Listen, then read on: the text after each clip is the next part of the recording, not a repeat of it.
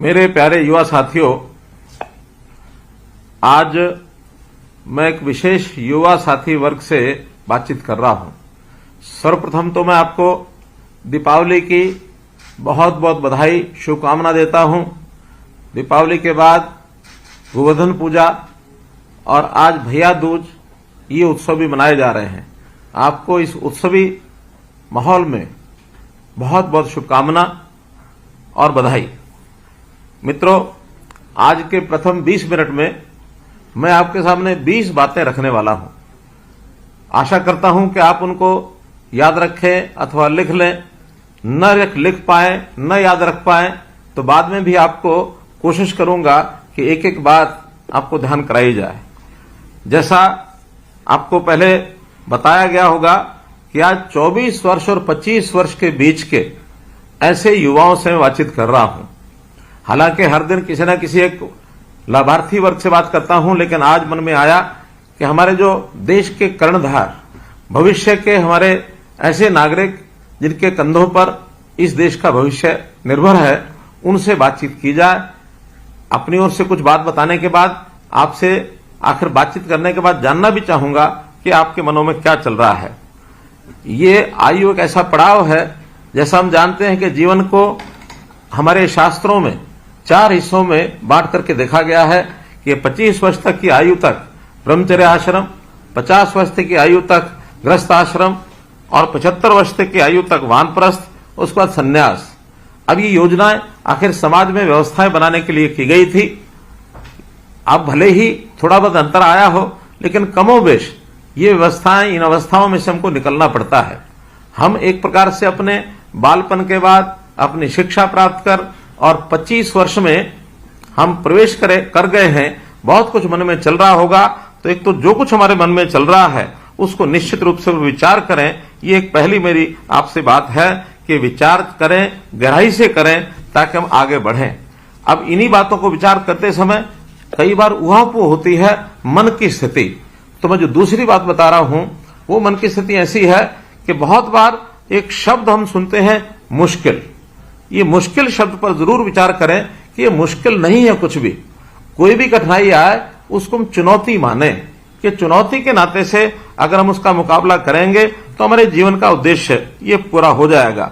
और जब भी कभी ये चुनौती यानी भारी पड़ती है तो समझो कि हम उसको दूर करने के लिए सफलता भी हमारे सामने उतना ही जल्दी आती है।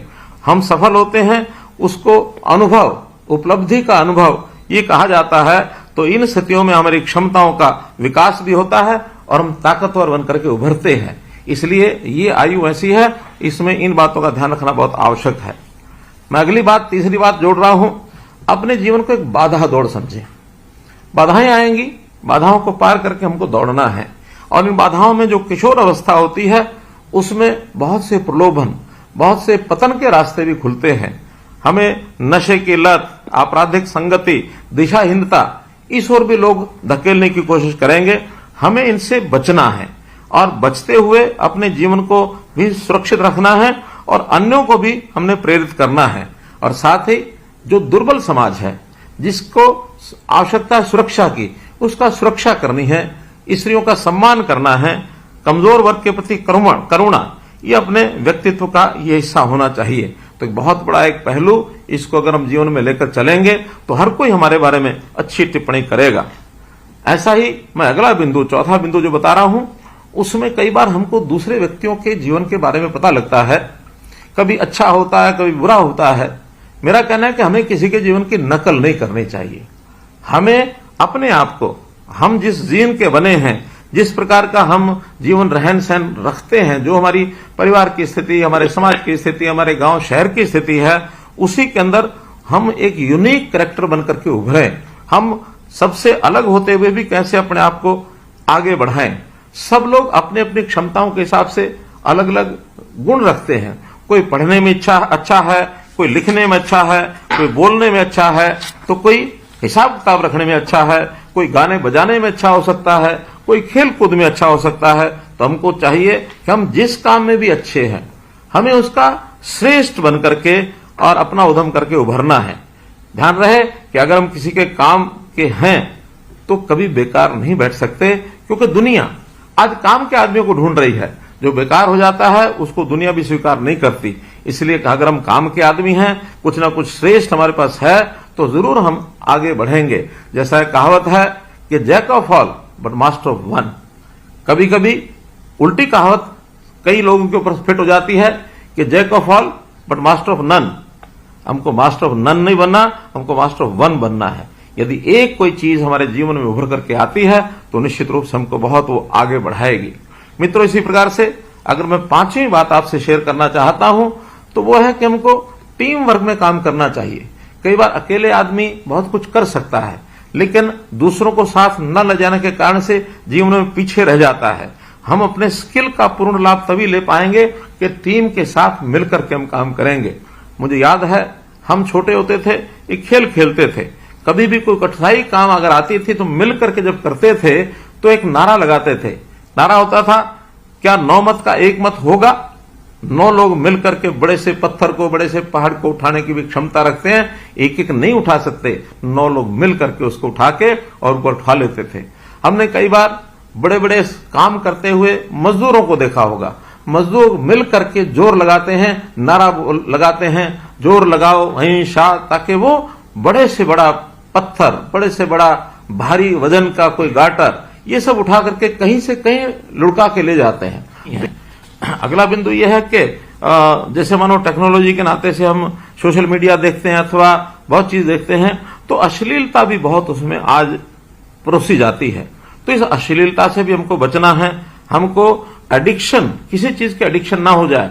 कोई भी चीज हम बार बार देखते हैं, बार बार खोलते हैं। ज्ञानवर्धन के लिए कुछ भी देखें, कुछ भी खोलें, लेकिन किसी चीज का एडिक्शन नहीं होना चाहिए। कई बार गेम्स के एडिक्शन हो जाते हैं। हम कुछ गेम्स देखते हैं, खोलते हैं, उसी पर लगा रहते हैं, अपने काम को ही भूल जाते हैं। हाँ, कभी कभी अपने थकावट उतारने के लिए, अपना तनाव कम करने के लिए अगर कोई आपने गेम खेली तो समस्या नहीं, लेकिन किसी गेम को अगर हम उस पर लगातार लगे रहेंगे, अपना समय बर्बाद करेंगे, तो वो भी हमारे जीवन में एक बाधा बनेगी। तो मित्रों, मेरी ओर से जो 12वां बिंदु है वो है कि हम कई बार धन दौलत की दौड़ में, उसकी करेंसी में, उस करेंसी को इकट्ठा करने में लग जाते हैं। मेरा कहना है कि आप अगर इकट्ठा ही करना है तो 2 तरह की तरक्की की जो करेंसी है उसको हम इकट्ठा करें। जितना इस तरक्की की 2 करेंसी जो मैं बता रहा हूं उसको इकट्ठा करेंगे, जीवन में सफलता मिलेगी। पहला है परफॉर्मेंस करेंसी, कि हम कितना परफॉर्म करते हैं। उस परफॉर्मेंस को सब लोग याद भी रखेंगे, हमको भी इकट्ठा हम अपनी उस करेंसी को इकट्ठा करके रखेंगे कि हमने इतना परफॉर्म किया, इतना काम किया, ये किया, उसको याद रखते रहे, उसको लिपिबद्ध करते रहे। उसको बेशक उसके लिए हमें किताबें भरनी पड़े, भरें, लेकिन इस करेंसी को हम इकट्ठा रखें और अपने जो काम जो है, अपना काम जो है, लोगों की उम्मीद जो हमसे होती है उससे और बेहतर करें। चाहे एक कदम आगे चलें, थोड़ा बेहतर करें, लेकिन जो उम्मीद लोग करते हैं उससे थोड़ा बेहतर करें। और इसके साथ दूसरी करेंसी है वो हमारी रिलेशनशिप करेंसी। हमारे दूसरों से संबंध कैसा है, अपने संबंध ज्यादा लोगों से बनाएं और लोगों से अच्छे सरोकार रखें। टीम प्लेयर होकर के अपनी जिंदगी में हम कुछ बड़ा कर सकते हैं। तो इसलिए जहां कहीं मुझे टीम के साथ चलना है, टीम के अंदर चलना, टीम के साथ चलूंगा। कभी कभी मुझे टीम को लीड करना है। अगर मैं टीम का लीडर बनता हूं, उस समय भी मन में किसी प्रकार का ऐसा भाव नहीं आना चाहिए कि मैं सबसे अलग हो गया, बड़ा हो गया, बल्कि टीम लीडर के मन की सोच चाहिए कि I am first among the equals. मैं सभी बराबर हैं, उसमें प्रथम स्थान पर खड़ा हूं, मैं भी उनके बराबर हूं। तभी अपनी टीम को हम साथ लेकर के चल सकते हैं। मेरे मित्रों, तो युवा साथियों, ये मन के विचार यही हमको सबसे आगे लेकर के चल सकते हैं। 13वीं जो बात मुझे आपको कहनी है वो है कि हमेशा खुश रहना सीखना चाहिए।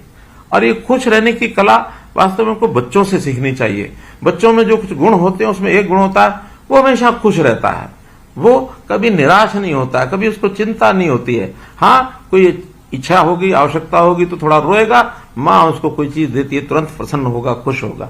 तो बच्चे की आदत खुश रहने की जरूर उनसे सीख लेनी चाहिए। और जब हम खुश रहेंगे, हमारे मन का तनाव ये समाप्त होगा। आनंद और उत्साह के साथ हम गर्व की ज्यादा और उदासी, चिंता और गुस्से की अनुभूति ये कम करेंगे। एक देश ऐसा भी है भूटान, जो हमेशा बहुत तरह के जो इंडेक्स होते हैं, प्राइस इंडेक्स है या कहीं शेयर मार्केट इंडेक्स है, ऊपर नीचे होता रहता है। भूटान ऐसा देश है जिसने अपने ऐसी विधा निकाली है कि वो हैप्पीनेस का इंडेक्स इसको ही नापता है। तो हैप्पीनेस उनके लोगों में कितनी आई है इसके लिए उन्होंने प्रबंध कर रखा है। तो हमारे यहाँ हैप्पीनेस इंडेक्स ये कैसे बढ़े, ये कम से कम व्यक्तिगत तौर पर हम जरूर अपनी चिंता करें कि हमेशा खुश रहने का, और ये हमारे मन में एक विचार आना चाहिए। मित्रों, हमारे मन में बहुत स्वप्न होते हैं, तो उन स्वप्नों को भी हमने जो है आगे बढ़ाना है। हम में से कोई डॉक्टर बनना चाहता है, कोई इंजीनियर बनना चाहता है, कोई अधिकारी बनना चाहता है, कोई सरकारी नौकरी के तलाश में है। अभी सरकारी नौकरियों की एक होड़ सी लगी हुई है, बहुत से लोग उसकी तैयारी कर रहे हैं, और उस तैयारी के अंदर आप लोगों को बहुत से प्रकार बताए गए हैं कि रोजगार जो सरकार का वो एक मेरिट के ऊपर मिलेगा, और मेरिट की नौकरी का मतलब यही होता है कि जिसको पढ़ाई लिखाई में योग्यता हासिल हुई है वही नौकरी में आएगा। और अगर किसी को नौकरी मिलती है, हमको नहीं मिलती है, तो भी हमको अफसोस नहीं होता, बल्कि एक विश्वास होता है कि मुझे इस बार नहीं मिल रही है तो मैं और बेहतर काम करूं, ताकि बेहतर काम करने के बाद अगली बार जो है वो नौकरी मिल जाए। और हाँ, यदि किसी गलत व्यक्ति को नौकरी मिल जाए तो फिर हमें अफसोस होता है, लेकिन हमने मिशन मेरिट को बनाए रखने के लिए संकल्प लिया है। तो इसलिए आपको हमेशा अपने आप को मेहनत करके आगे बढ़ने की आवश्यकता है। कहीं किसी प्रकार का अफसोस आपको होगा नहीं। पिछले 9 सालों में हमने 1,10,000 युवाओं को, और जो मिशन मेरिट के अंतर्गत ये नौकरी दी है, और अभी इस अगले 3-4 महीनों में 60,000 नौकरियां और लाइन में लगी हैं। इसलिए आप लोग हमेशा अपने व्यवसाय के नाते से इस काम में लगे रहें। मित्रों, मेरा एक और कहना आपसे है कि आप लोगों का उत्साह स्वामी विवेकानंद की उस कहावत से मैं जोड़ करके देखता हूं। स्वामी विवेकानंद ने जो युवा अवस्था में उन्होंने एक नारा दिया था कि जागो, उठो और आगे बढ़ो, तब तक मत रुको जब तक आप अपने जीवन का लक्ष्य प्राप्त न हो और अपनी मंजिल तक आप प्राप्त न पहुंच जाएं। तो इसलिए अपने काम करने में इस प्रकार का एक उत्साह बनाए रखें। पंजाबी में कहावत है, थकना नहीं, झकना नहीं, अकड़ा नहीं। अर्थात थकना नहीं है, काम करते करते उबाऊ यानी अकड़ा नहीं है, उबड़ा भी नहीं है, और झकना नहीं है, किसी से झकझक में भी नहीं फंसना है। किसी के साथ हम उलझ जाते हैं, उलझने में सामने वाले की तो परेशानी होती है, अपनी भी परेशानी होती है, तो हम उसमें उलझे और छोटे लेवल से उठ करके और बहुत बड़े लेवल तक वो पहुंच गए हैं। तो हमारे इस डिजिटल युग का भी लाभ उठाएं, और ये जो हमारा सोशल मीडिया है इसमें भी सावधानी में से पैर रखें। बाकी जो बातें मैंने आपको बताई हैं, मैं समझता हूं एक एक बात का विचार करेंगे, निश्चित रूप से जीवन, मुझे तो अपना ध्यान में है कि जब 24 वर्ष 25 वर्ष की मेरी आयु थी, और ये सन 1978-79 की बात है, जीवन के पड़ाव के ऊपर बहुत परिवर्तन उस समय आए, बहुत से नए फैसले लिए, और आज आपके सामने मैं इस रूप में आपके सामने अगर बैठा हूं, तो ये सोच, ये दिमाग में बातें उसी समय आई थी।